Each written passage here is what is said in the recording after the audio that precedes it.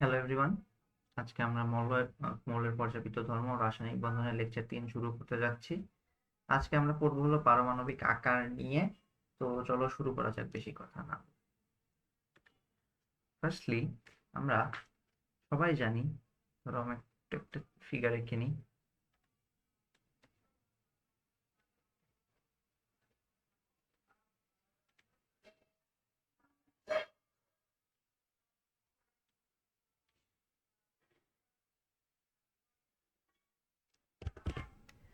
Wait একটু।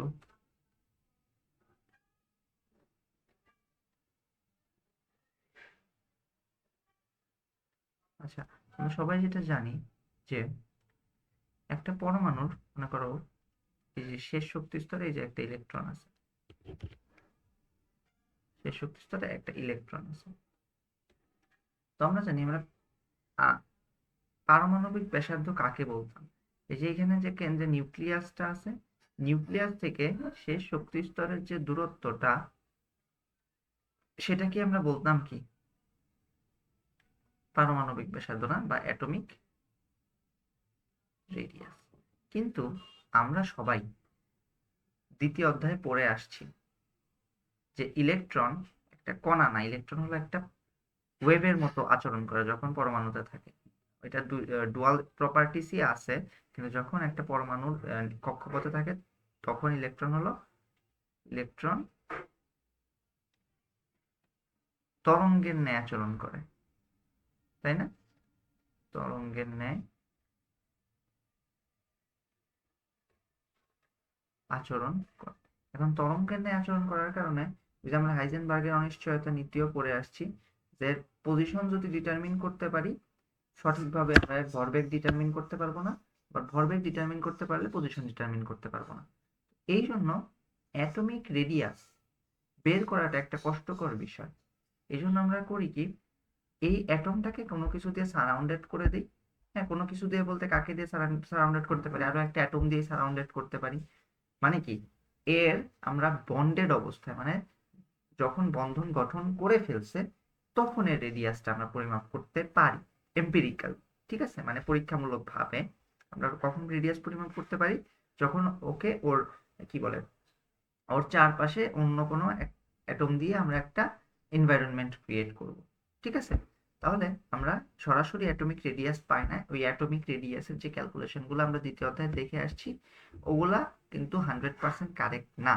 কারণ আমার ওই সূত্রগুলা যখন আমরা ডিরাইভ করছিলাম তখন আমরা ধরে নিয়েছিলাম ইলেকট্রন হলো একটা কণা। কিন্তু ইলেকট্রন তো তরঙ্গের ন্যায় আচরণ করে যখন সে ওই যে কক্ষপথগুলোতে ঘূর্ণনরত অবস্থায় থাকে। সেজন্য আমরা সরাসরি ডিটারমিন করতে পারি না। যখন এর চারপাশে কোনো অন্যান্য নেইবারিং অ্যাটম বা পরমাণু দিয়ে দিই, তখন হলো এর রেডিয়াসটা তখন একটা অ্যাপ্রক্সিমেশন করা যায়। ঠিক আছে, যেহেতু এগুলো কোয়ান্টাম মেকানিক্সের বিষয়, কোয়ান্টাম মেকানিক্সে কোনো সময় একদম অ্যাকচুয়াল ভ্যালু পাবা না, একটা প্রবাবিলিস্টিক ভ্যালু পাবো আমরা। ওকে, যেটা বলতে চাচ্ছি, তো এই কারণে আমরা অ্যাটমিক রেডিয়াসকে কয়েকটা ভাগে ভাগ করছি। রেডিয়াস রেডিয়াসকে আমরা বলতে পারি, পারমাণবিক ব্যাসার্ধ যেটা ছিল এটা তো মানে সরাসরি ক্যালকুলেট করা সম্ভব না। আমরা যেগুলো ক্যালকুলেট করতে পারবো এম্পিরিক্যালি, সেগুলোর মধ্যে আছে সমযোজী ব্যাসার্ধ,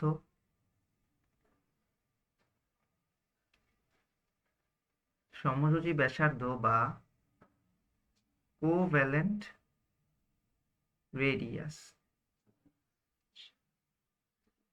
কোভ্যালেন্ট রেডিয়াস। তারপরে তারপরে আছে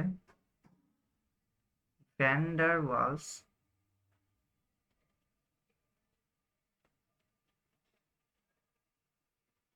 ব্যাসার্ধ বা ভ্যান ডার ওয়ালস রেডিয়াস। ধাতব ব্যাসার্ধ বা মেটালিক রেডিয়াস। আরেকটা আছে আয়নিক ব্যাসার্ধ। কি ব্যাসার্ধ? আয়নিক ব্যাসার্ধ বা আয়নিক রেডিয়াস। আয়নিক রেডিয়াসটা আজকের লেকচারে সবার লাস্টে পড়বো আমরা। আমরা শুরু করব হলো সমযোজী ব্যাসার্ধ, ভ্যান ডার ওয়ালস ব্যাসার্ধ, ধাতব ব্যাসার্ধ দিয়ে। তারপরে এগুলোর মধ্যে কোনটা বড় কোনটা ছোট এগুলো একটু আলোচনা করব। সমযোজী ব্যাসার্ধের মধ্যে কিছু ক্যালকুলেশনস আছে, ক্যালকুলেশনস গুলো একটু বলে যাব। আর হলো পরবর্তীতে আমরা পর্যায়ভিত্তিক ট্রেন্ড আলোচনা করব, গ্রুপ ভিত্তিক একটা দুইটা ব্যতিক্রম আছে, ব্যতিক্রমগুলো একটু দেখাবো। আর তারপরে আমরা আয়নিক ব্যাসার্ধতে যে এই লেকচার শেষ করব। ঠিক আছে, এই হলো আজকের পড়ার বিষয়। তো চলো আমরা শুরু করি। আমাদের প্রথমে আমরা পড়বো হলো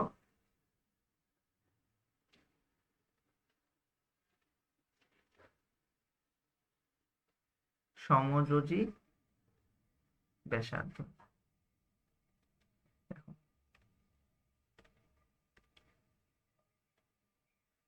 এইটা হলো একটা অ্যাটম, এটা কালারটা চেঞ্জ করে দেই, এই কালার দিলাম। আর একটা অ্যাটম হলো এইটা, এটার সাথে সমযোজী বন্ধনে ধরো আছে, সমযোজী বন্ধনে ধরো আছে। সমযোজী বন্ধনে যদি থেকে থাকে তাহলে এইটা, এই বাম পাশের অ্যাটমটার কেন্দ্র ধরো এইটা, ডান পাশের অ্যাটমটার কেন্দ্র ধরো এইটা। ঠিক আছে, তো এদের কেন্দ্র, কেন্দ্র বলতে অ্যাকচুয়ালি কি আমরা নিউক্লিয়াসকে বুঝতেছি না, কোনো অ্যাটমের কেন্দ্র বলতে তো নিউক্লিয়াসকেই বুঝবো, কারণ নিউক্লিয়াসটা অত্যন্ত ক্ষুদ্র হয়, মানে কি ওকে আমরা পরমাণুর কেন্দ্র হিসেবে ধরে থাকি, তাই না? তো দেখো এটা হলো নিউক্লিয়াসটা, ঠিক জায়গায় বসছে কিনা বুঝতে পারতেছি না, তো যাই হোক ধরে নাও সেন্টারে আছে। তো এই হলো দুইটা নিউক্লিয়াস, এদের মধ্যবর্তী যে দূরত্ব, মানে সমযোজী বন্ধনে আবদ্ধ দুটি নিউক্লিয়াসের সরি দুটি পরমাণুর আন্তঃনিউক্লিয়ার দূরত্ব, এটাকে ধরো আমরা ডি দিয়ে লিখলাম। ঠিক আছে, ডি কোভ্যালেন্ট লিখলাম। তো আন্তঃনিউক্লিয়ার দূরত্বের অর্ধেককেই আমরা বলবো রেডিয়াস। রেডিয়াস সমান সমান কি, d covalent divided by two. বুঝতে পারলাম? বুঝতে পারলাম, মানে সমযোজী ডেফিনিশনটা যদি লিখি, সমযোজী বন্ধনে আবদ্ধ দুটি পরমাণুর আন্তঃনিউক্লিয়ার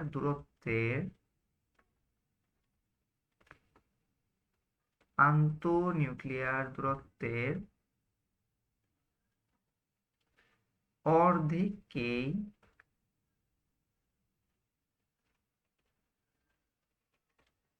সমযোজী ব্যাসার্ধ।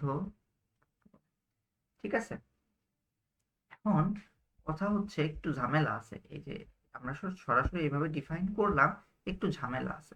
ঝামেলা কখন সৃষ্টি হবে, আমরা যদি ইলেকট্রোনেগেটিভিটির ডিফারেন্স ক্রিয়েট করি তখন ঝামেলা সৃষ্টি হবে। মানে আমি আরেকটু ভালো করে বলতেছি, ধরো এটা মনে করো আমার এ মলিকিউল ছিল, এটা মনে করো আর একটা এ মলিকিউল ছিল।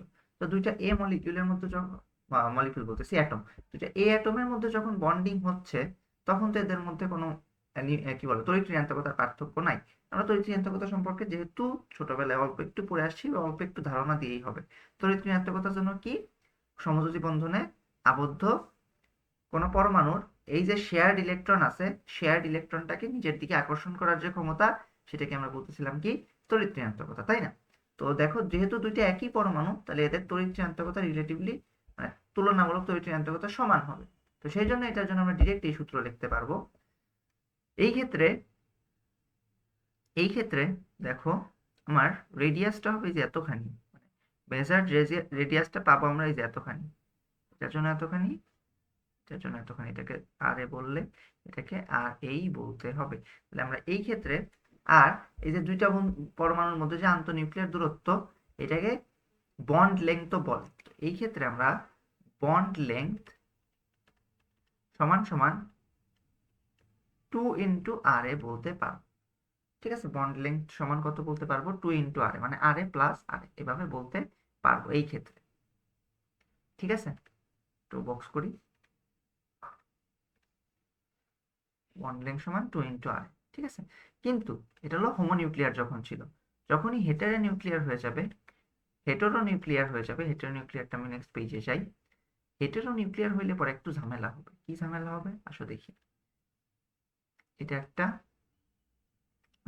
কালারটা চেঞ্জ করি।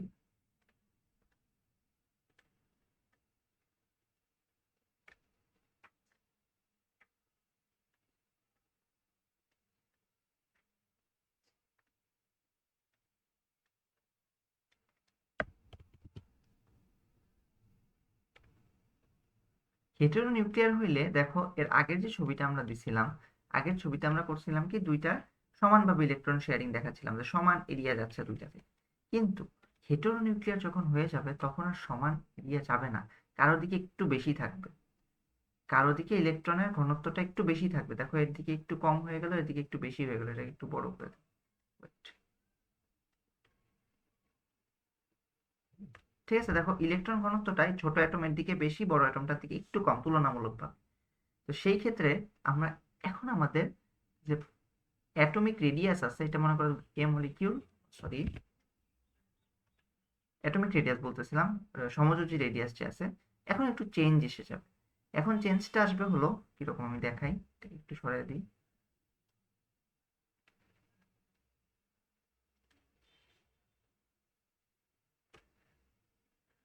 তুলনামূলক এই অ্যাটমের দিকে বেশি আছে, সেম কোথায় এটা বলছিলাম। দেখো এইটা হলো এটার কেন্দ্র, এটা হলো এটার কেন্দ্র, এখান থেকে এতখানি, এখান থেকে এতখানি, তাহলে আর এটা একটু ছোট আসলো, আর বিটা একটু বড় আসলো। ঠিক আছে, সূত্র কিন্তু সেম। আমরা বন্ড লেংথ সমান সমান বা ওই যে সমযোজী রেডিয়াস সমান সমান কি বলতে পারবো, এই আন্তঃনিউক্লিয়ার দূরত্ব। তাহলে এই ডি কোভ্যালেন্ট, ঠিক আছে, এই ক্ষেত্রে ডি কোভ্যালেন্ট, ডি কোভ্যালেন্ট দ্বারা কি বুঝতেছি, আন্তঃনিউক্লিয়ার দূরত্ব। আন্তঃনিউক্লিয়ার দূরত্ব দুটো আর এ প্লাস আর বি এর সমান হবে। ঠিক আছে, এটা কি ডি কোভ্যালেন্ট দ্বারা কি বুঝতেছিলাম, ওটা তো লিখে দিছি না, না লিখি না, ছোট্ট লিখি। ডি কোভ্যালেন্ট দ্বারা বুঝলাম আমরা হলো আন্ত নিউক্লিয়ার দূরত্ব। আচ্ছা, কথা হইলো একটু আগে যেটা দেখতেছিলাম যে হোমোনিউক্লিয়ার হইলে মানে একই নিউক্লিয়াস, মানে কি বলে একই ধরনের হোমো নিউক্লিয়ার বলতেছে, হোমো অ্যাটমিক হলে পরে মানে একই দুইটা অ্যাটমের মধ্যে কোভ্যালেন্ট রেডিয়াস মেজার করলে পরে বন্ড লেংথটা 2 × r এ আসে, মানে বন্ড লেংথটাকে আমরা আন্তঃনিউক্লিয়ার দূরত্বের সমান বলতে পারবো। বাট যখন দুইটা হেটেরো অ্যাটমিক হয়ে যাবে মলিকিউলটা, সেই ক্ষেত্রে বন্ড লেংথ বের করার জন্য অন্য একটা ফর্মুলা ইউজ করতে হবে আমাকে। সেই ক্ষেত্রে বন্ড লেংথটা সরাসরি আর এ প্লাস আর বি হবে না, তার সাথে একটা কারেকশন ফ্যাক্টর যোগ করতে হবে, মানে আর এ প্লাস আর বি থেকে কিছুটা কমে যাবে বন্ড লেংথটা। ঠিক আছে, মানে যদি হেটেরো অ্যাটমিক হয় তাহলে বন্ড লেংথটা r A plus r B থেকে কিছুটা কমে যাবে। কতটা কমবে, 0.9 into del E N, electronegativity difference. সূত্রটা বক্স করি আমি এখান থেকে, মানে রিটেন কোয়েশ্চেন আসতে পারে সেজন্য দেখানো এটা। দেখো কি লিখলাম, 0.9 ইন্টু ডেল ইএন, ইলেকট্রোনেগেটিভিটির পার্থক্য।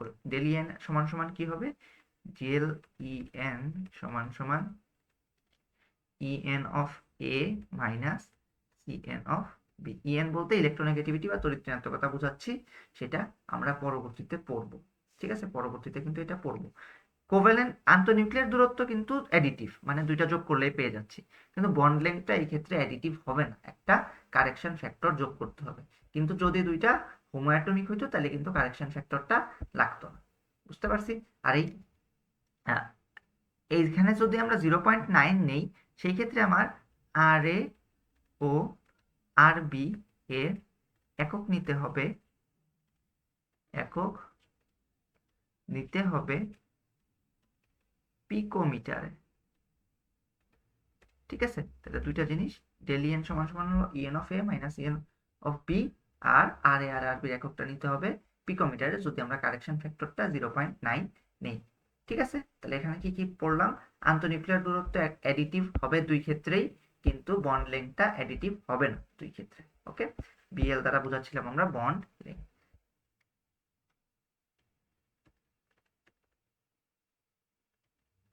বন্ধন দৈর্ঘ্য বা বন্ড, বুঝতে পারলাম? এই হলো সমযোজী ব্যাসার্ধর একটা কথাবার্তা গেল। সমযোজী ব্যাসার্ধ, যে এখান থেকে একটা ছোটখাটো ম্যাথ আসতে পারে। মনে করো কোনো পরমাণুর, সরি কোনো অণুর বন্ড লেংথ দেওয়া আছে, একটা রেডিয়াস দেওয়া আছে, দুইটার ইলেকট্রোনেগেটিভিটি দেওয়া আছে। তোমাকে বের করতে বলো আরেকটা রেডিয়াস কত, সমযোজী রেডিয়াস। ঠিক আছে, আর এ আরবি দ্বারা কিন্তু সমযোজী রেডিয়াসই বোঝাচ্ছে বা সমযোজী ব্যাসার্ধ। তো সেই ক্ষেত্রে তুমি ইজিলি ফাইন্ড করে দিতে পারবা। সূত্রটা অনেক ইজি, তাই এখান থেকে আমি আলাদা করে কোনো ম্যাথ দেখাচ্ছি না। ঠিক আছে, যা সূত্রটা জেনে রাখলেই হবে। এর পরবর্তীতে আমরা যেখানে যাব সেটা হলো ভ্যান ডার ওয়ালস ব্যাসার্ধ। আসো দেখি, নেক্সট পেজে যাই।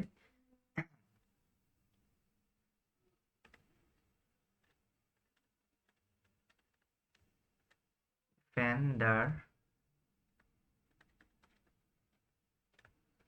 ওয়ালস ব্যাসার্ধ। আচ্ছা, আমি একটু আমার অ্যাটমগুলোকে কপি করে নিয়েছি। দেখো, আমি দুইটা সমযোজী অণু নিয়ে আসছি। আগে আমরা একটু মনে করি ভ্যান ডার ওয়ালস বল কাকে জানি বলে? দুইটা অণুর মধ্যে যে আকর্ষণ বল, দুইটা অপোলার সমযোজী অণুর মধ্যে যে আকর্ষণ বল, সেটাকে ভ্যান ডার ওয়ালস বল বলে। আমরা এটা 9-10 পড়ে আসছি। ভ্যান ডার ওয়ালস বলটা আমরা আবার বন্ধন পার্ট পড়ার সময় অনেক ডিটেলসে পড়বো। আপাতত জাস্ট এইটুকু মনে রাখি, দুইটা অপোলার সমযোজী অণুর মধ্যে যে আকর্ষণ বল, সেটাকে আমরা নর্মালি ভ্যান ডার ওয়ালস বল বলে থাকি। দেখো, এটা একটা অণু, এটা একটা সমযোজী অণু। দুইটা সমযোজী অণুর মধ্যে, দুইটা সমযোজী অণু একে অপরের এনভায়রনমেন্টে আছে, মানে এদেরকে পাশাপাশি আনছি। আনার পরে দেখো, এদের এই যে ডিস্টেন্সটা, এটাকে আমরা বলতেছি ডি ভিডিডাব্লিউ। আর আর ভিডিডাব্লিউ মানে ভ্যান ডার ওয়ালস ব্যাসার্ধ হবে এই ডি ভিডিডাব্লিউ এর অর্ধেক। ঠিক আছে, মানে এই দুইটা আন্তঃনিউক্লিয়ার যে দূরত্বটা আছে সেটার অর্ধেক। বুঝতে পারলাম? মানে যখন দুইটা একই ধরনের অ্যাটম একে অপরের, সরি একই ধরনের অণু একে অপরের এনভায়রনমেন্টে আসতেছে, তাদের আন্তঃনিউক্লিয়ার এবং তাদের মধ্যে ভ্যান ডার ওয়ালস ফোর্স ক্রিয়াশীল আছে, তাদের আন্তঃনিউক্লিয়ার দূরত্বের অর্ধেককে আমরা বলবো হলো ভ্যান ডার ওয়ালস ব্যাসার্ধ। ওকে, আমার রেকর্ডিং কি অন আছে? ভ্যান ডার ওয়ালস বলকে, বল বলতেছি, ব্যাসার্ধকে ডিফাইন করা হয়েছে এইভাবে যে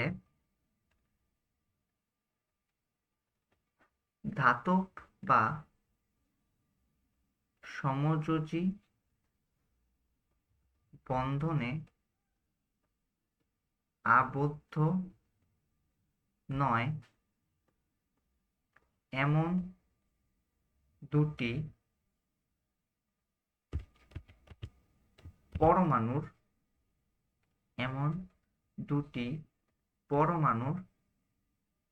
মধ্যবর্তী সর্বনিম্ন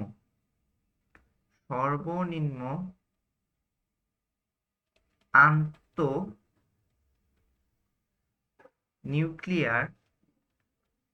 দূরত্বের অর্ধেককে ভ্যান ডার ওয়ালস ব্যাসার্ধ বলে।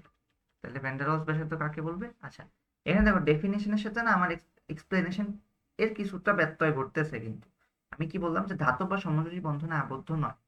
ঠিক আছে, বইতে এই চিত্রটা দিয়ে এক্সপ্লেন করে, সেজন্য আমি এটা আনছিলাম, কিন্তু অ্যাকচুয়াল ডেফিনেশনে কি বলা হচ্ছে? ধাতব বা সমযোজী বন্ধনে আবদ্ধ নাই এমন একটা পরমাণু, এমন দুইটা পরমাণু কে সর্বোচ্চ যত কাছে আনা যায়, মানে সর্বনিম্ন আন্তঃনিউক্লিয়ার দূরত্ব মানে কি? মানে মনে করো, আমি একটা একটা করে মুছে দিই একটু কষ্ট করে।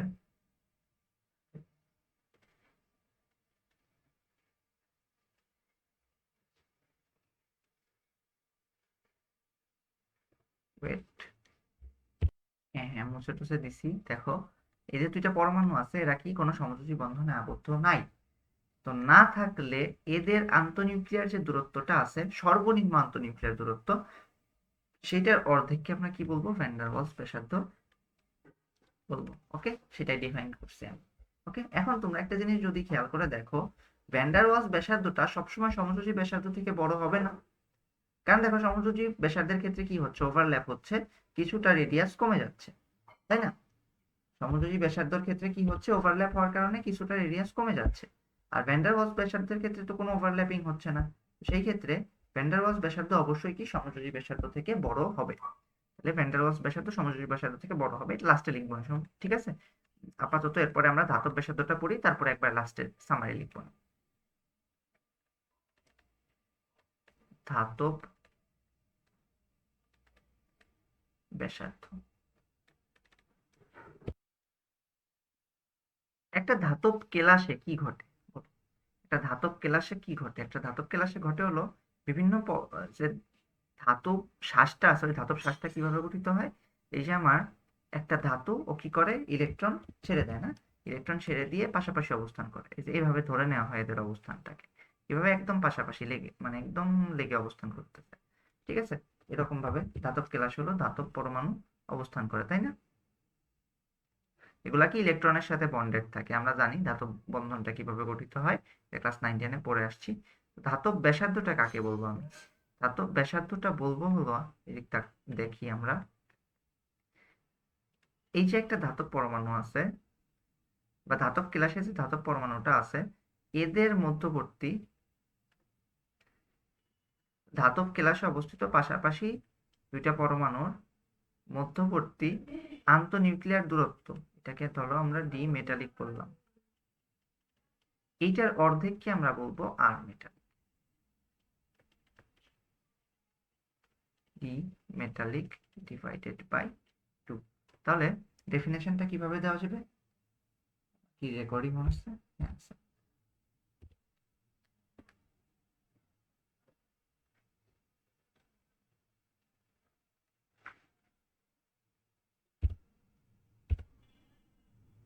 ডেফিনেশনটা এইভাবে দিব, ধাতব কেলাসে, মাঝখানে একটু ইন্টারাপশন আসছিল মেবি, সরি এর জন্য। ধাতব কেলাসে পাশাপাশি অবস্থিত, এখন কি রেকর্ডিং অন আছে? হ্যাঁ, আছে।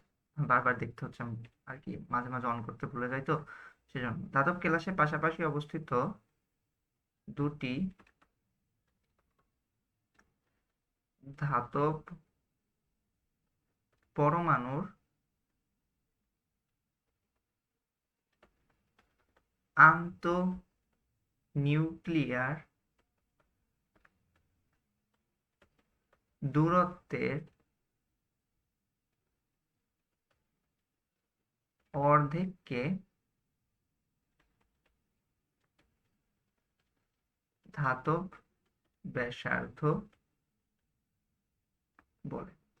এখন দেখো তো, তোমরা যদি একটু চিত্র নিয়ে চিন্তা করো, দেখো আহ যখন আমরা সমযোজী ব্যাসার্ধ বের করতেছি, ওভারল্যাপিং করতেছে, রেডিয়াস কিছুটা কমে যাচ্ছে। যখন ভ্যান ডার ওয়ালস ব্যাসার্ধ বের করতেছি, দুইটা পরমাণুর মধ্যে মিনিমাম একটা ডিস্টেন্স কিন্তু থাকতেছে, সেক্ষেত্রে ব্যাসার্ধটা অনেক বেশি হচ্ছে। আর ধাতব ব্যাসার্ধ যখন আমরা চিন্তা করি, তখন কি দুইটা পরমাণুকে একদম, মানে মনে করি দুইটা পরমাণু একে অপরকে স্পর্শ করে আছে, তো সেই ক্ষেত্রে আমরা কি এটা বলতে পারবো যে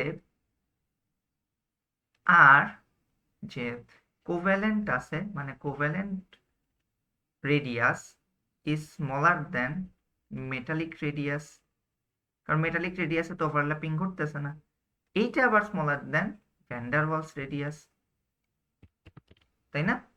ভ্যান ডার ডার বুঝতে পারলাম? এই জিনিসটা আমাদের একটু পরে গিয়েই লাগবে। কি বললাম? যে মেটালিক রেডিয়াসটা মাঝখানে থাকবে, কোভ্যালেন্ট রেডিয়াসটা তার থেকে ছোট হবে, আর আমার যে ভ্যান ডার ওয়ালস রেডিয়াস আছে এটা সবচেয়ে বড় হবে। একটু মাথায় রাখবো, এটা একটু পরে যাই লাগবে, ঠিক আছে? এই কয়েকটা জিনিস আমরা আশা করি বুঝতে পারছি, ওই যে ওইখানে একটা ম্যাথমেটিক্যাল জিনিস ছিল, ওইটাও দেখে আসছি। চলো এখন আমরা আমাদের পর্যায়ভিত্তিক সম্পর্কগুলোতে চলে যাব। কিসে চলে যাব? পর্যায়ভিত্তিক সম্পর্ক, ঠিক আছে? তো আমরা শুরুতে প্রথম পর্যায়ে যাই।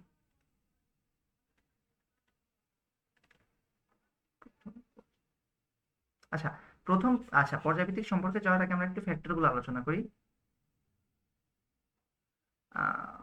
Factor for determining radius. ঠিক আছে, factor for determining radius. Firstly আমরা একটা জিনিস জানি, জেড ইফেক্টিভ কালকে পড়ে আসছি, গত লেকচারে পড়ছি।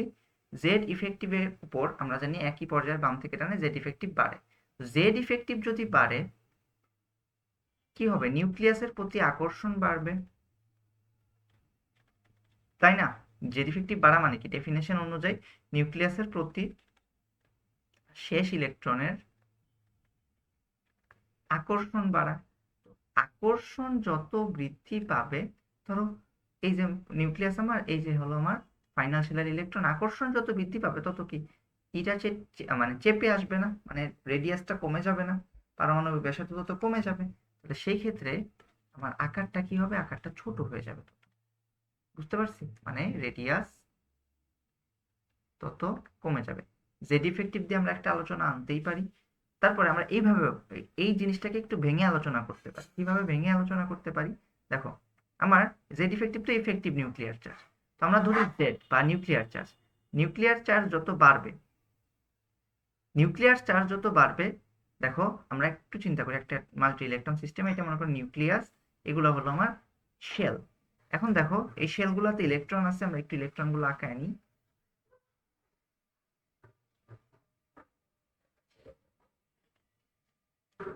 দেখো, নিউক্লিয়ার চার্জ যত বাড়বে, নিউক্লিয়ার চার্জ যত বাড়বে, পরমাণুর আকার তত ছোট হইতে চাবে না। কারণ কি?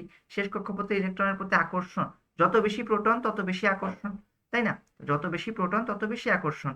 তাহলে সেক্ষেত্রে যদি নিউক্লিয়ার চার্জ বাড়ে, আমার রেডিয়াসটা যাবে কমে। এইটা একটা ফ্যাক্টর। আবার আরো একটা ফ্যাক্টর আছে, সেটা হইলো ইনার ইলেকট্রন যত বাড়বে, ইনার ইলেকট্রন যত বাড়বে তত বেশি ইলেকট্রন বিকর্ষণ বাড়বে। ইলেকট্রন মানে ইনার ইলেকট্রন যত বাড়বে, আমরা যদি লিখি ইনার ইলেকট্রন যত বাড়বে, রিপালশন তত বাড়বে। কিসের রিপালশন? ইলেকট্রন ইলেকট্রন রিপালশন বা বিকর্ষণ। রিপালশন মানে বিকর্ষণ। ইলেকট্রন ইলেকট্রন রিপালশন তত বাড়বে। রিপালশন যত বাড়বে, ব্যাসার্ধ তত কি বেড়ে যাইতে যাবে না? রেডিয়াস তত বেড়ে যাইতে যাবে। তো দেখো দুইটা ফ্যাক্টর কিন্তু একে অপরের প্রায় মানে অপোজিট হিসেবে কাজ করতেছে। দেখো আমরা জানি জেড যত বাড়বে ইলেকট্রনও তত বাড়বে। তো দেখো জেড বাড়লে আমরা বলতেছি রেডিয়াস কমবে, আবার আমরা বলতেছি জেড বাড়লে তো ইলেকট্রনও বাড়ে, আবার বলতেছি ইলেকট্রন বাড়লে পরে রেডিয়াস বাড়বে। তো এই ক্ষেত্রে এক এক সময় দেখা যায় কি এক একটা ফ্যাক্টর বেশি ডমিনেট করে, যেটা ডমিনেট করবে সেটা অনুযায়ী সাইজ আর কি কি হবে, ডিটারমাইন্ড হবে। যেমন যদি জেড নিউক্লিয়ার চার্জটা বেশি ডমিনেট করে, তাহলে রেডিয়াসটা কমে যাবে। আর যদি ইনার ইলেকট্রনের ইফেক্টটা বেশি ডমিনেট করে, তো সেই ক্ষেত্রে রেডিয়াসটা বেড়ে যাবে। ঠিক আছে, এটা একটা এক্সপ্লেনেশন দেওয়া যেতে পারে সাইজের জন্য। এটা কেন বললাম? কারণ আমাদের গুহ স্যারের বইতে এইভাবে একটা এক্সপ্লেনেশন করা আছে। তো এটা আমি একটু পরে বলবো, ওইটার দুইটা এক্সপ্লেনেশন দিব। হ্যাঁ, এখন দেখো যে এখনই শুরু করবো এটা। এখন আমরা আসি প্রথম পর্যায়ে। প্রথম পর্যায়ে, প্রথম পর্যায়ে কে কে আছে? Hydrogen, helium. তো দেখো আমরা গতকালই দেখে আসছি হিলিয়ামের ইফেক্টিভ নিউক্লিয়ার চার্জ হাইড্রোজেন অপেক্ষা বেশি। তো সেই ক্ষেত্রে আমাদের জেড ইফেক্টিভ, যেহেতু হিলিয়ামের বেশি, হিলিয়ামের রেডিয়াসটা কম হওয়ার কথা, কিন্তু এখানে আমরা এটা দিয়ে আলোচনা করব না। আমরা আলোচনা করব এই যে নিচের জিনিস দিয়ে। দেখো, নিউক্লিয়ার চার্জ বাড়তেছে হাইড্রোজেন থেকে হিলিয়ামে, সত্য কথা, কিন্তু ইনার ইলেকট্রনও কিন্তু বাড়তেছে। তো দেখা যায় কি হিলিয়ামের ইনার ইলেকট্রন গুলা থাকে দুইটা, মানে একই শেলটা ফিল্ড আপ থাকে। সেই ক্ষেত্রে ওর ইলেকট্রন ইলেকট্রন রিপালশন বেড়ে যায়, সেই জন্য রেডিয়াসটা বেড়ে যায়। মানে হাইড্রোজেন হিলিয়ামের মধ্যে হিলিয়ামের ইনার ইলেকট্রনের ইফেক্টটা ডমিনেট করে রাদার দেন আমার ওই যে নিউক্লিয়ার চার্জের ইফেক্ট। সেই জন্য আকৃতি বড় হবে, হিলিয়াম গ্রেটার দেন হাইড্রোজেন হবে। হ্যাঁ, অনেকের মানতে কষ্ট হচ্ছে, বাট এটাই হয়। হ্যাঁ, এটার আরো একটা ভালো এক্সপ্লেনেশন আমি তোমাকে দেব। শোনো, আমরা যখন এম্পিরিক্যালি বা এক্সপেরিমেন্টালি রেডিয়াস ফাইন্ড আউট করি, হাইড্রোজেনের জন্য আমরা ফাইন্ড আউট করতে পারি ইজিলি হলো কোভ্যালেন্ট রেডিয়াসটা। আর helium, neon, argon, xenon, krypton এগুলো তো নিষ্ক্রিয় গ্যাস, এগুলো তো কোনো বন্ড ফর্ম করে না। যেহেতু এরা বন্ড ফর্ম করে না, তার মানে এরা কি ভ্যান ডার ওয়ালস বল দ্বারা একে অপরকে আকর্ষণ করে। মানে এদের যে রেডিয়াসটা আমরা মেজার করি, সেটা আমরা কি রেডিয়াস মেজার করি? Van der Waals radius. তার মানে হাইড্রোজেনের জন্য আমরা কি রেডিয়াস মেজার করি? Covalent radius, covalent radius. আর হিলিয়ামের জন্য আমরা কোনটা মেজার করি?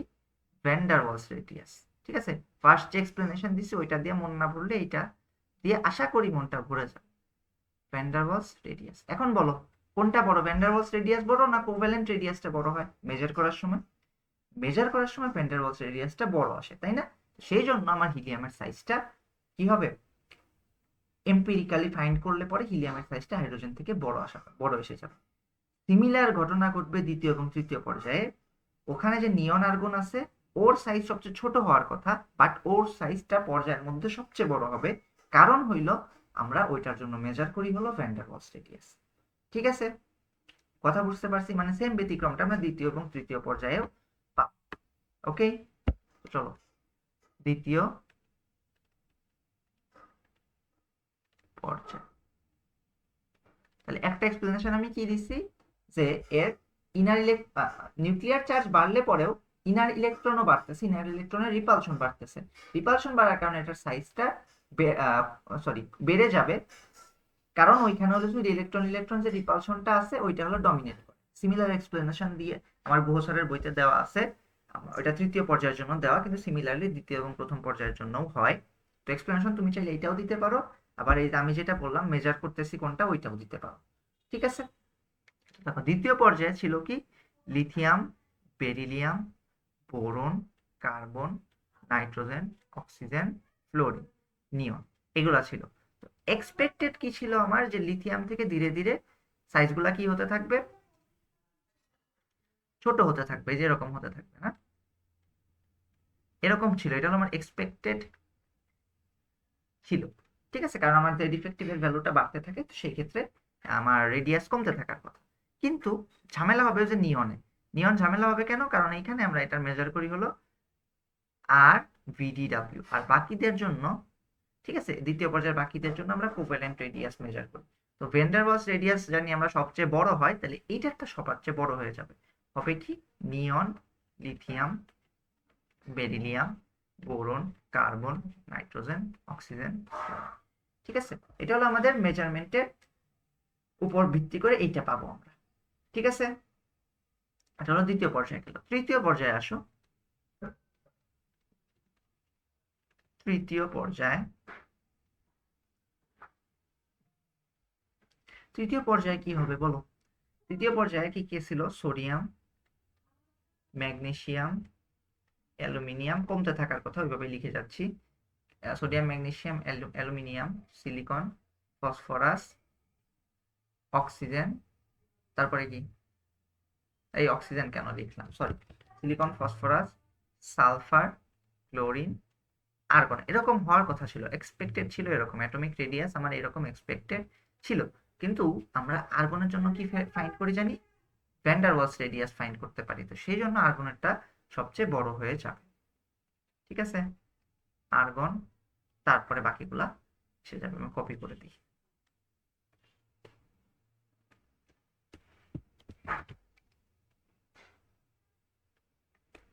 ঠিক আছে, আমি একটু বক্স করে রাখি এগুলো। এটা কিন্তু খুব ইম্পর্টেন্ট একটা ব্যতিক্রম ছিল। স্যারের বইতে অনেক ছোট একটা জায়গার মধ্যে এই কথাটা লেখা, কিন্তু যে কোনো দিন এটা দিয়ে দিতে পারে। সেই জন্য আমরা একটু পড়ে রাখবো। হ্যাঁ, এই জিনিসগুলো একটু পড়ে রাখবো। আশা করি রিজন বুঝতে পারছি। হ্যাঁ, আশা করি রিজনটা বুঝতে পারছি। এবার প্রথম, দ্বিতীয়, তৃতীয় পর্যায়ের যে ব্যতিক্রমগুলো ছিল ওগুলো আমরা আলোচনা করে ফেলছি। তাছাড়া কিন্তু বাকিগুলোতে কোনো ব্যতিক্রম থাকবে, মানে পর্যায়ের পর্যায়ের মধ্যে নিষ্ক্রিয় গ্যাসগুলো একটু ব্যতিক্রমী দেখাবে, বাকিগুলোর কিন্তু কোনো ব্যতিক্রম থাকবে। ওকে, এরপরে আমরা চলে যাই গ্রুপে। একই গ্রুপের উপর থেকে নিচে রেডিয়াসের কি হয় আমরা জানি, এটা ছোটবেলা থেকেই পড়ে আসছি। একই গ্রুপের উপর থেকে নিচে একটি করে কক্ষপথ যুক্ত হয়। তাই সাধারণত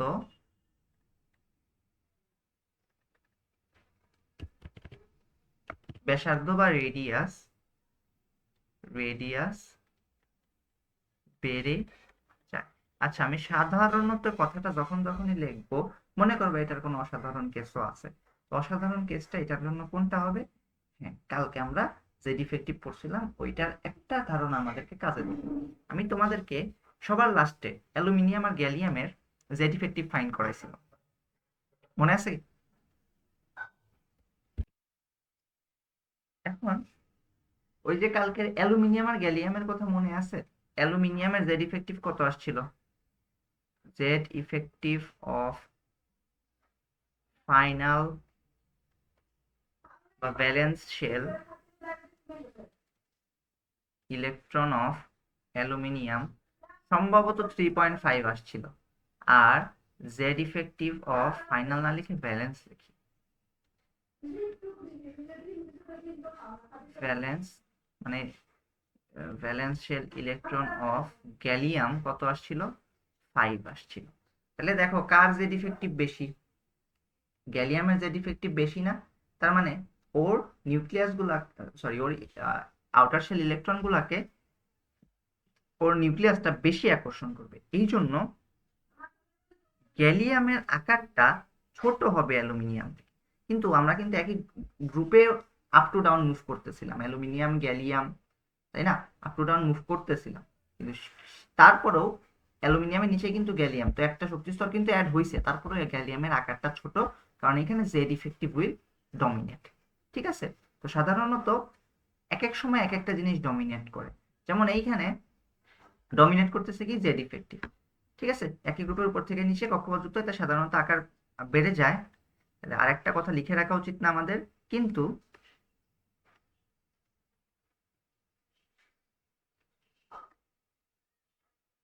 কিন্তু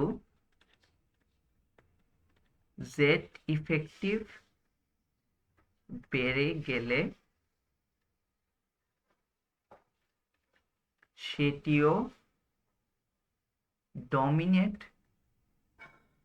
করতে পারে, ফলে আকার হ্রাসও পেতে পারে। ঠিক আছে? এক্সাম্পল একটা দিয়ে রাখছি আমি এইটার। ঠিক আছে? গ্যালিয়ামের আকারটা কিরকম হবে? অ্যালুমিনিয়াম থেকে স্মলার হবে, কারণ আমরা দেখছিলাম এই যে জেড ইফেক্টিভ বাড়লে কি হয়? জেড ইফেক্টিভ বাড়লে কি হয়? রেডিয়াস কমে যায়। ঠিক আছে? তো গ্যালিয়ামের আকারটা কিন্তু ছোট হবে, এটা মাথায় রাখতে হবে। এটা খুবই ভালো একটা ব্যতিক্রম। ঠিক আছে? তাহলে আমাকে যদি কোশ্চেন করে গ্যালিয়ামের আকার কেন অ্যালুমিনিয়াম থেকে ছোট, আমি জেড ইফেক্টিভ বের করে চাইলে দেখাইতেও পারি, আবার মুখে মুখে বলে যাইতে পারি যে এটা জেড ইফেক্টিভ বেশি, এইটা এই কারণে এটার আকার ছোট। ওকে? বুঝতে পারলাম আশা করি। হ্যাঁ, আমার কি রেকর্ডিং অন আছে? হ্যাঁ, রেকর্ডিং আছে। তাহলে আমার গ্রুপ 13 এর জন্য ট্রেন্ডটা একটু চেঞ্জ হবে। গ্রুপ 13 কি হবে? বোরনের পরে এসে যাবে গ্যালিয়াম, তারপরে আসবে অ্যালুমিনিয়াম, তারপরে ইন্ডিয়াম, তারপরে থ্যালিয়াম। ইন্ডিয়াম থ্যালিয়ামেরও কিন্তু থ্যালিয়ামের জেড ইফেক্টিভ অনেক বেশি আসে। ঠিক আছে? থ্যালিয়ামের জেড ইফেক্টিভ অনেক বেশি আসে, কিন্তু থ্যালিয়ামের জন্য ওই যে এক্সট্রা শেল অ্যাড হওয়াটা হলো গিয়া ডমিনেট করতেছে, এই জন্য থ্যালিয়ামের সাইজ সবচেয়ে বড় থাকে। ঠিক আছে? কথা বোঝা গেছে? থ্যালিয়ামের জেড ইফেক্টিভ বের করে দেখতে পারো, ফাইনাল শেলের জন্য অনেক বেশি আসবে, বাট এখানে কি এক্সট্রা শেল অ্যাড হওয়াটা ডমিনেট করতেছে, সেজন্য এটার সাইজটা ম্যাক্সিমামই থাকে। কিন্তু গ্যালিয়াম আর অ্যালুমিনিয়ামের জন্য একটু ব্যতিক্রম হয়ে যায়। বুঝতে পারছি? এখানে আমার জেড ইফেক্টিভটা ডমিনেট করে। আর বাকি যেগুলা গ্রুপ আছে, যদি লিখি, একটু লিখে দিই। গ্রুপ ওয়ানে কোনো ব্যতিক্রম নাই। হাইড্রোজেন, তারপরে লিথিয়াম, তারপরে সোডিয়াম, তারপরে পটাশিয়াম, পটাশিয়ামের পরে রুবিডিয়াম, তারপরে সিজিয়াম, তারপরে ফ্রান্সিয়াম। এটা গ্রুপ 1 গেল। গ্রুপ 2 এখানেও কোনো ব্যতিক্রম নাই, মানে সাইজ, গ্রুপ 1 সাইজের শুধুমাত্র ব্যতিক্রম হলো যে একটাতে, গ্রুপ 13। হ্যাঁ, এটাতে আমরা একটু মাথায় রাখবো।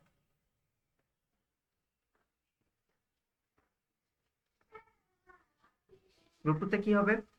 Beryllium, magnesium, calcium, strontium, barium. ঠিক আছে, বেরিয়াম, রেডিয়াম।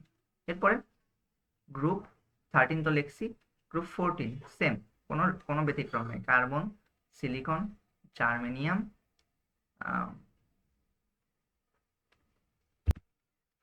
Tin, lead. তারপরে গ্রুপ 15, এটা তো কোনো ব্যতিক্রম নাই। গ্রুপ 15 কে nitrogen, phosphorus, arsenic, antimony, bismuth. 15 কোনো ব্যতিক্রম নাই, 16 নাই। গ্রুপ 16 কি হবে? অক্সিজেন, সালফার, সেলেনিয়াম কেন লিখতেছি, sulphur, selenium, tellurium, polonium. Group 17 কি হবে? গ্রুপ 17 হবে fluorine, chlorine, bromine, iodine, astatine. Group 18 ব্যতিক্রম থাকবে, কিন্তু এখানে একটু হবে কি, এই যে লেড আর টিন এদের মধ্যে আকারের পার্থক্যটা খুবই কম হবে। কারণ ওই যে লেড টিনে যা লেডে, তারপরে বিসমাতে, পোলোনিয়ামে, এগুলাতে হলো এফ ব্লকের কারণে, এফ ব্লক, কি বলতেছি, এফ অরবিটালের কারণে শিল্ডিংটা একটু কম আসবে। বুঝছো, শিল্ডিং কম আসলে কি জেড ইফেক্টিভের ভ্যালুটা বেড়ে যাবে। তো এটার জন্য আকারটা সিমিলার হবে। তো দেখো এখানে কি হবে, helium, neon, argon, krypton, xenon, radon, organism, এই সিরিয়ালে যাবে। বুঝতে পারছি? অ্যাটমিক রেডিয়াসের সাইজটা গ্রুপ ওয়াইজ লিখে দিলাম। আর পর্যায় ভিত্তিক তো 3টা পর্যায় পড়ে ফেলছি আমরা, ওগুলো লাগবে না। ঠিক আছে, ওগুলো আমার আপাতত লাগবে না। এরপরে আমরা যেটা পড়তে যাচ্ছি সেটা হলো আয়নিক ব্যাসার্ধ। আয়নিক ব্যাসার্ধটা একটু ইম্পর্টেন্ট। কি পড়তে যাচ্ছি? আয়নিক ব্যাসার্ধ।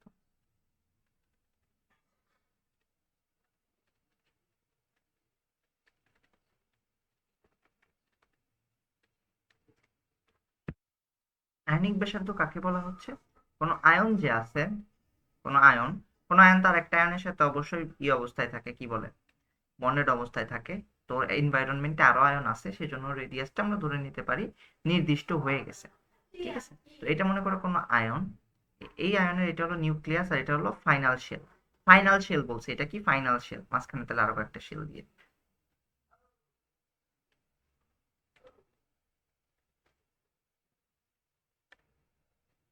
তাহলে এই যে আয়নটার জন্য এর নিউক্লিয়াস থেকে ফাইনাল শেল অবধি যে ডিস্টেন্সটা, এটা কি আমরা বলবো আয়নিক রেডিয়াস। এই ডিস্টেন্সটাকে আমরা বলবো আয়নিক রেডিয়াস। ঠিক আছে, তাহলে কোনো আয়নের নিউক্লিয়াস থেকে কোনো আয়নের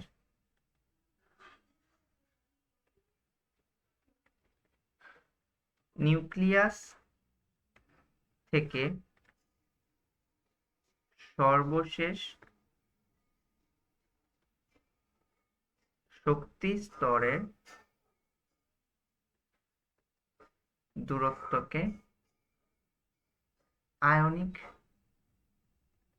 রেডিয়াস বলে।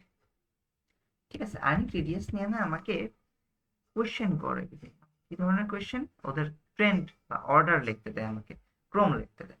তো আয়নিক রেডিয়াসের ক্রমগুলো আমাকে একটু বুঝতে হবে। দেখো, ধরো ধরো আমি সোডিয়াম আর সোডিয়াম প্লাস আয়ন নিয়ে কথা বলি, চিন্তা করি যে এদের মধ্যে কার সাইজ বড়।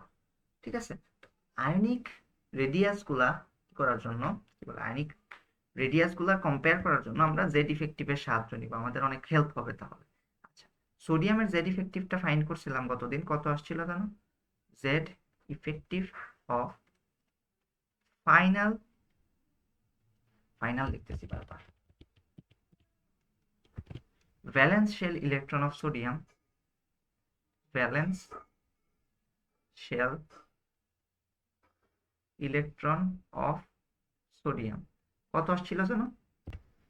আসছিল হলো 2.2, as far as I remember 2.2 আসছিল। এবার সোডিয়াম প্লাসেরটা আনি, সোডিয়াম প্লাসেরটা আমরা একটু বের করতে হবে, তাই না?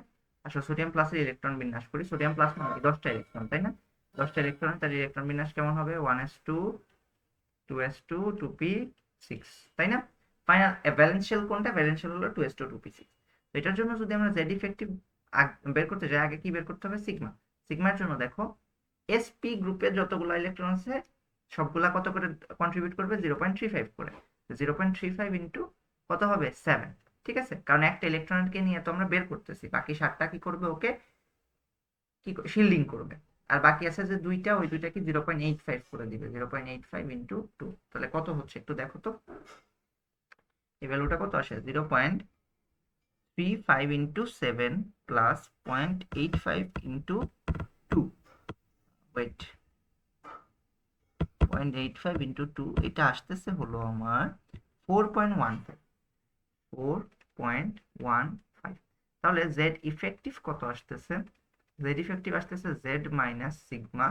জেড মাইনাস সিগমা, জেড কত? পারমাণবিক সংখ্যা বা প্রোটন সংখ্যা বা নিউক্লিয়ার চার্জ কি চেঞ্জ হয়েছে? হয়নি। তাহলে 11 মাইনাস 4.15। প্রোটন সংখ্যা তো চেঞ্জ হয় না, চেঞ্জ হয়েছে ইলেকট্রন সংখ্যা সোডিয়াম প্লাসের জন্য, তাই না? তাহলে 11 মাইনাস 4.15 হলো 6.85। 6.85। এখন তুমি তাকাও দুইটা ভ্যালুর দিকে, তুমি দুইটা ভ্যালুর দিকে একটু তাকিয়ে কম্পেয়ার করো, তাহলেই হয়ে যাবে। এই ভ্যালুটার দিকে একটু তাকাও, এই ভ্যালুটার দিকে একটু তাকাও, কোনটা বড়? 6.85 বড়। তার মানে কি? ওর ইফেক্টিভ নিউক্লিয়ার চার্জটা বেশি, তার মানে কি? ওর সাইজটা কম হবে না? তাহলে সেই কারণে আমরা বলতে পারবো, অর্ডার কি হবে? অর্ডার হবে sodium is greater than sodium plus. Sodium is greater than sodium plus. বুঝতে পারলাম? এবার আসো, এবার আরেকটু ফার্দার যাই আমরা। সোডিয়াম প্লাস ধরো গেল, এবার ধরো আমরা এই তিনটার মধ্যে কম্পেয়ার করতে চাচ্ছি। Magnesium, magnesium plus, magnesium 2 plus, এই তিনটার মধ্যে কি জেড ইফেক্টিভ দিয়ে কম্পেয়ার করব। ঠিক আছে, তো ফার্স্টে আমরা কি করলাম? সোডিয়াম আর সোডিয়াম প্লাসের মধ্যে কম্পেয়ার করলাম। এখন আমরা কম্পেয়ার করতে চাচ্ছি ম্যাগনেসিয়াম, ম্যাগনেসিয়াম প্লাস আর ম্যাগনেসিয়াম 2 প্লাসের মধ্যে। তো আসো ম্যাগনেসিয়ামের জন্য আগে ফাইন্ড আউট করি। ম্যাগনেসিয়ামের ইলেকট্রন বিন্যাস হবে কিরকম? 1s2, 2s2, 2p6, 3s2। এটা হলো ম্যাগনেসিয়ামের জন্য। তিনটা পাশাপাশি ফাইন্ড আউট করে ফেলি। তো ম্যাগনেসিয়াম, ম্যাগনেসিয়াম প্লাস, ম্যাগনেসিয়াম প্লাসের হবে 1s2, 2s2, 2p6, 3s1। আর ম্যাগনেসিয়াম 2 প্লাসের হবে কিরকম? 1s2, 2s2, 2p6। আচ্ছা, ম্যাগনেসিয়াম প্লাসেরটা ধরো আমরা ম্যাগনেসিয়ামেরটা যখন করব, সিগমা কত হবে? এই এস এর একটা একটু কন্ট্রিবিউশন দিবে 0.35 ইন্টু 1, পরেরগুলো 0.85 ইন্টু 8। এটা ফার্স্ট করি আমি, হ্যাঁ। আর হলো 1 ইন্টু 2। যারা লাস্ট লেকচার দেখো না প্লিজ দেখে নিন, তাহলে এক্সপ্লেনেশনগুলো বুঝতে সুবিধা হবে, এই জন্য আমি বলছিলাম পড়ে নিতে। ঠিক আছে, দেখো আমি আর এক্সপ্লেন করলাম না। একই অরবিটালের জন্য 0.35, n-1 এর জন্য 0.85, n-2 এর জন্য 0.1 করে, 0.1 বলতেছি, শুধু 1 করে। তাহলে কত আসতেছে? 2 into 0.35, sorry 2 plus 0.35 into 0.85 into 8, কত আসতেছে? আমার 9.15। 9.15। এটার জন্য সিগমার ভ্যালু আসবে হলো দেখো 3s1। এই ফাইনাল শেল ইলেকট্রন বা ব্যালেন্স শেলের জন্য হয়তো ফাইন করতেছি, এখানে ইলেকট্রন আছেই একটা, তাকে ওকে কেউ শিল্ড করবে না। তাহলে আমার কি 0.85 ইন্টু 8 প্লাস 1 ইন্টু 2, এইটুক করলেই হবে। তো এটা আসবে হলো আমার 8.8, সিগমার ভ্যালু আসতেছে 8.8। আর এইটার জন্য একটু আগেই বের করলাম, এটার জন্য সিগমার ভ্যালু কত আসছিল? 4.15। সিমিলার তো, ইলেকট্রন বিন্যাস তো সিমিলার, তাহলে সেই জন্য সিগমার ভ্যালু সেম আসবে। তাহলে সেই ক্ষেত্রে জেড ইফেক্টিভ কত হবে? এখানে, এখানে জেড ইফেক্টিভ হবে জেড মাইনাস সিগমা, এখানে জেড ইফেক্টিভ হবে জেড মাইনাস সিগমা, এখানেও জেড ইফেক্টিভ হবে। আচ্ছা, আমি ওখানে একটু সুন্দর করে লিখি, দাঁড়াও।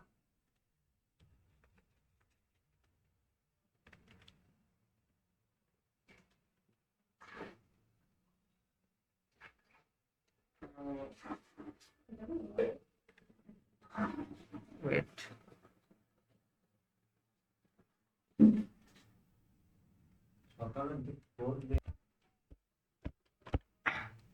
এইটার জন্য জেড ইফেক্টিভ আসবে কি জেড মাইনাস সিগমা। জেড তো তিনটার জন্যই সমান, 12 মাইনাস 9.15 12 মাইনাস 8.8 12 মাইনাস 4.15।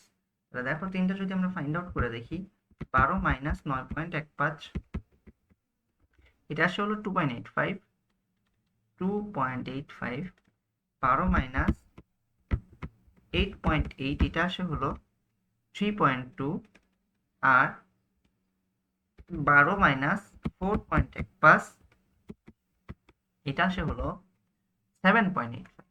এখন দেখো কোনটার বেশি, ম্যাগনেসিয়ামের 2 প্লাসের বেশি না? যেহেতু ম্যাগনেসিয়াম 2 প্লাসের জেড ইফেক্টিভ বেশি, তাহলে অর্ডার কি হবে, সাইজের অর্ডারটা কি হবে, ম্যাগনেসিয়াম 2 প্লাসটা বড় হবে, সবচেয়ে ছোট হবে, তারপরে ম্যাগনেসিয়াম প্লাস হবে, তারপরে ম্যাগনেসিয়াম হবে। বুঝতে পারতেছো? আশা করি সবাই বুঝতে পারতেছো। তাহলে আমরা কি একটা জিনিস খেয়াল করলাম যে ক্যাটায়নের সাইজটা, ক্যাটায়নের যে সাইজটা হয় সেটা মেইন পরমাণু থেকে ছোট হয়, তাই না? তাহলে আমরা এটা এই কথাটা লিখে দিতে পারি যে ক্যাটায়নের আকার মূল পরমাণু থেকে ছোট হয়। ক্যাটায়নের আকার মূল পরমাণু থেকে ছোট হয়। এইবার আসো, তাহলে কি ক্যাটায়নিক ব্যাসার্ধের আমরা একটা ট্রেন্ড জেনারেট করতে পারছি, মূল পরমাণু থেকে ক্যাটায়নের আকারটা ক্রমাগত ছোট হতে থাকবে, যত বেশি পজিটিভ চার্জ তত বেশি ছোট। ঠিক আছে, পজিটিভ চার্জ যত বাড়বে আকার তত কমবে। গেল এটা না? এটা একটা জিনিস আমরা জেনারেট করলাম। আচ্ছা, এটা আমরা একটু পরের পেজে লিখি, এটা একবার লাস্টে লিখবো না, হ্যাঁ সামারিতে লিখবো। ঠিক আছে, এখানে কেমন ঘিজিবিজি দেখাচ্ছে। তাহলে তোমাকে যদি এক্সপ্লেন করতে বলে ক্যাটায়নের আকার মূল পরমাণু থেকে ছোট হয় কেন, কি দিয়ে এক্সপ্লেন করবা? জেড ইফেক্টিভ দিয়ে করলে বেটার। ঠিক আছে, আচ্ছা এরপরে দেখো আমার অ্যানায়নেরটা নিয়ে আমরা একটু চিন্তা করি। ধরো ইনিশিয়ালি আমরা আমরা একবারে বড়টা নিয়ে করি। মনে করো nitrogen, nitrogen minus, nitrogen 3 minus, এই তিনটা নিয়ে আলোচনা করবো। দেখো নাইট্রোজেন ইলেকট্রন বিন্যাস কিরকম, 1s2 2s2 2p3। Nitrogen minus যদি নেই, নাইট্রোজেন মাইনাস যদি নেই আমরা, কিরকম হবে, 1s2 2s2 2p4 হয়ে যাবে, তাই না? আর যদি আমরা নাইট্রোজেন 3 মাইনাস নিয়ে নিই ডিরেক্ট, তাহলে কিরকম হবে, 1s2 2s2 2p6, তাই না? এবার আসো সিগমা, ব্যালেন্স শেলের জন্য যদি সিগমা ফাইন্ড আউট করি, এখানে একটা ইলেকট্রন যদি বাদ দেই, বাকি চারটা ইলেকট্রনকে শিল্ড করবে। তাহলে 4 ইন্টু 0.35 প্লাস 0.85 ইন্টু 2। ঠিক আছে, 4 ইন্টু 0.35 প্লাস 0.85 ইন্টু 2, এটার ভ্যালু আসতেছে 3.1, 3.1। এখানে সিগমার ভ্যালু কত আসবে, আমার আমার কত দাঁড়াও হিসাব করি, এখানে আছে পাঁচটা ইলেকট্রন, 5 ইন্টু 0.35 প্লাস 0.85 ইন্টু 2, তাহলে এটার সাথে 0.35 আর একটু যোগ করে দিতে হবে, এটা আসবে হলো 3.45। কত আসবে, 3.45। আর n3 মাইনাসের জন্য সিগমা কেমনে বের করবা, 6 ইন্টু 6 না তো 7 হবে, 7 ইন্টু 0.35। কেন 7? কারণ দেখো ফাইনান্সিয়ালি ইলেকট্রন 8টার ভিতরে 7টা ওকে শিল্ড করবে একটা ইলেকট্রনকে, প্লাস 0.85 ইন্টু 2, কত আসতেছে 4.15। 4.15 এটা তো একটু আগে বেরও করছিলাম। তাহলে এইখানে জেড ইফেক্টিভ সমান সমান Z minus sigma. Z effective সমান কি, Z minus sigma. Z effective সমান কি, জেড মাইনাস সিগমা। ভ্যালুগুলো যদি আমরা বসাই, দেখো জেড এর ভ্যালু কত, নাইট্রোজেনের জন্য 7 মাইনাস, এখানেও 7 মাইনাস সামথিং, এখানেও 7 মাইনাস সামথিং, 7 মাইনাস এখানে কত করব, 3.1, এখানে 3.45, এখানে 4.15। 7 - 3.1 কত হয়? 7 - 3.1 হয় হইল 3.9। 3.9 7 - 3.45 এটা হয় হলো 3.55। 7 - 4.15 এটা হয় হলো 2.85। 2.85। আচ্ছা, একটু খেয়াল করো। এখন দেখো, মূল পরমাণুরই জেড ইফেক্টিভ বেশি, মানে কি মূল পরমাণুর আকার ছোট না? আমরা যদি অর্ডার লিখতে চাই, তাহলে কি আমরা কিভাবে লিখবো? নাইট্রোজেনের সবচেয়ে ছোট, হ্যাঁ লিখতেছি, সরি, নাইট্রোজেনের সবচেয়ে ছোট, তারপরে নাইট্রোজেন মাইনাস, তারপরে নাইট্রোজেন 2 মাইনাসে, তাই না? তার মানে আমরা কি দেখতে পাচ্ছি? ঠিক লিখলাম না অর্ডারটা? ঠিকই লিখছি। তাহলে আমরা যেটা দেখতে পাচ্ছি সেটা হলো আমার অ্যানায়নের যে আকার আছে সেটা মূল পরমাণু থেকে বড় হয়, তাই দেখতে পাচ্ছি না? অ্যানায়নের আকার মূল পরমাণু থেকে বড় হয়, খেয়াল করলাম এটা? সেটা একটা ভালো ফাইন্ডিং। তাহলে অ্যানায়নের আকার কি হয়? অ্যানায়নের আকার মূল পরমাণু থেকে বড় হয়, আর যত বেশি নেগেটিভ আয়ন থাকবে, দেখো -2, সরি -2 লিখলাম, এখানে -3 লিখতে চেয়েছিলাম, সরি, -3। যত বেশি নেগেটিভ আয়ন থাকবে আকার তত বড়, আর যত বেশি পজিটিভ আয়ন থাকে তত কি হয়? আকার ছোট হয়, তাই না? এখানে একটু লিখে দিই, সাইডেই লিখে দিই, পজিটিভ চার্জ বাড়লে আকার কম। ঠিক আছে, যদি একই পরমাণুর মধ্যে দেয় তাহলে এইভাবে মানে শর্টকাট হিসেবে মনে রাখতে পারি এটা। আর এখানে নেগেটিভ চার্জ বাড়লে আকারও কি, আকার বা ব্যাসার্ধ যেটাই বলো না কেন, ঠিক আছে? গেল এটা অর্ডার। এইগুলো অর্ডার আমরা চিন্তা করে ফেলতে পারলাম না? অনেক ইজিলি পারছি কিন্তু। আচ্ছা, এর পরবর্তীতে আমার লাগতেছে হলো আইসো ইলেকট্রনিক সিস্টেমগুলো। আইসো ইলেকট্রনিক বলে, আইসো ইলেকট্রনিক সিস্টেম যেমন আমি ধরো কয়েকটা উদাহরণ দেই। মনে করো আমার oxygen 2 minus, nitrogen 3 minus, fluorine minus, neon, sodium plus, magnesium 2 plus, aluminium 3 plus. এরা সবাই কিন্তু আইসো ইলেকট্রনিক। আইসো ইলেকট্রনিকের জন্য তুমি কি করবা? সবগুলার আবার তুমি চাইলে যে ডিফেক্টিভ বের করে করে করে করে দেখতে পারো, কোনো সমস্যা নেই। রেজাল্টটা কনসিস্টেন্টই পাবা। কি রেজাল্ট পাবা? অ্যানায়ন গুলার আকার সবচেয়ে বড় হবে, অ্যানায়ন গুলার পরে আসবে নিউট্রাল অ্যাটম গুলা, নিউট্রাল অ্যাটম গুলার পরে আসবে ক্যাটায়ন গুলা। ঠিক আছে, অ্যানায়ন গুলার আকার সবচেয়ে বড় হবে, তারপরে আসবে নিউট্রাল অ্যাটম গুলা, আর তারপরে আসবে কি? ক্যাটায়ন গুলা। এখন এর মধ্যে আবার অ্যানায়ন ক্যাটায়নের মধ্যে যদি চার্জ দেওয়া থাকে বেশি, একের অধিক, তারপরেরটা আমরা জানি অ্যানায়নের মধ্যে নেগেটিভ যত বাড়বে সাইজ তত বাড়বে, আর ক্যাটায়নের মধ্যে পজিটিভ যত বাড়বে সাইজ তত কমবে। ঠিক আছে, এই যে এই জিনিস দিয়ে আমরা মাথায় রাখবো। অ্যানায়নের আকারগুলো সবচেয়ে বড় হবে যদি আইসো ইলেকট্রনিক সিস্টেম হয়। দেখো, সবার মধ্যে 10টা ইলেকট্রন আছে, তুমি চাইলে ক্যালকুলেট করে দেখতে পারো, সবার জন্য জেড ইফেক্টিভ বের করে দেখতে পারো, কোনো সমস্যা নেই। রেজাল্টটা কনসিস্টেন্ট পাবা, এইটাই হবে। অ্যানায়নের আকার সবচেয়ে বড়, তারপরে নিউট্রাল অ্যাটম গুলা, তারপরে হলো ক্যাটায়ন গুলো। তাহলে দেখো, এখানে যদি আমরা সাইজের ক্রম লিখি, সরাসরি এইভাবে লিখে ফেলতে পারবো। নাইট্রোজেন 3 মাইনাস, বেশি নেগেটিভ চার্জ 3টা, তাহলে এটা সবচেয়ে বড়। তারপরে অক্সিজেন 2 মাইনাস, তারপরে ফ্লোরিন মাইনাস, তারপরে আমার নিউট্রাল অ্যাটম কি আছে? নিয়ন, তারপরে ক্যাটায়ন গুলো ধীরে ধীরে চার্জের ক্রমানুসারে আসবে। দেখো, পজিটিভ চার্জ বাড়তেছে, সাইজ কমতেছে, পজিটিভ চার্জ বাড়তেছে, সাইজ কমতেছে। তাহলে এইটা হবে হলো আমার অর্ডার। তাহলে আইসো ইলেকট্রনিক হইলে কি করবো? যে শর্টকাটটা অ্যাপ্লাই করব। আর যদি আমার ওই যে হইতো, কি বলে, একই পরমাণুর জন্য দেখাইতে বলতো, তাহলে কি, ওই যে পজিটিভ চার্জ বাড়লে পরে আকার কমে, নেগেটিভ চার্জ বাড়লে পরে আকার বাড়ে, শেষ। ঠিক আছে, তাহলে আমার এই জিনিসটা খুব ইম্পর্টেন্ট, এটা এমসিকিউতে পরীক্ষা অনেক আসে।